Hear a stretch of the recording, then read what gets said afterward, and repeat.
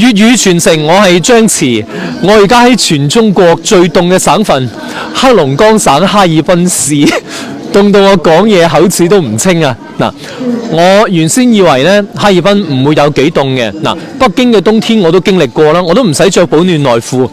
點解嚟咗哈爾濱，我發現我錯啦！我落飛機之後喺路邊等的士，等咗1分鐘，我冇戴手套啊！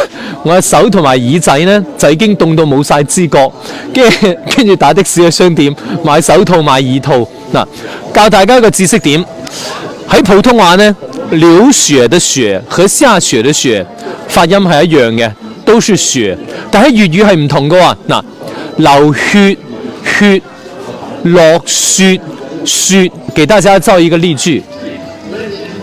喺哈爾濱，我徒手玩雪，點知隻手凍到流血。最後想問下，你有冇感受過哈爾濱嘅冬天啊？你覺得凍唔凍啊？評論區寫出嚟，嘿，哇！快啲去飲啖熱湯先。